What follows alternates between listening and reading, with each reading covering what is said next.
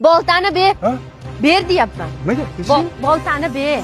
Oxirgi marta so'rayapman.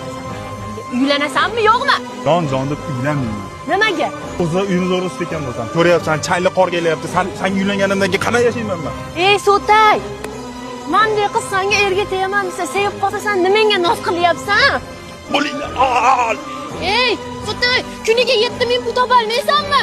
Kuniga 50 million yog'yapti. 7000 topish nima endi u? Men seni kuniga 7000 ga uyni istaydigan joyga olib boraman. O'shanda uylanasan menga? Uylanaman shunda. Yer.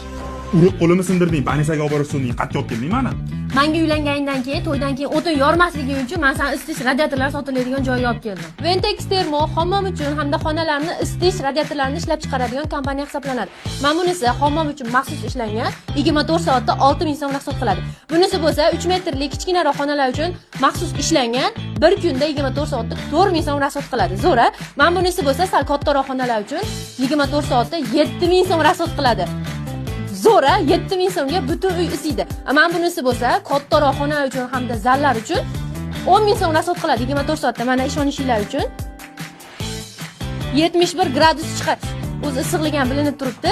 Butun O'zbekiston bo'ylab dastlabki xizmatlari bor. Bundan tashqari, ishonch do'konlarining 190 ta filialida nasiya hamda naqd pulga xarid qilsalaring bo'ladi. Ekrandagi nomerlarga bemalol aloqaga chiqib, dastavka qildirsalaring bo'ladi. Qayerga ketyapti endi So'tay? Uyda isitish yo'lini topdim. Endi vaziraga uylanaman. O'zi hali boltani bu o'tinga emas, mashina oyog'iga urishim kerak ekan.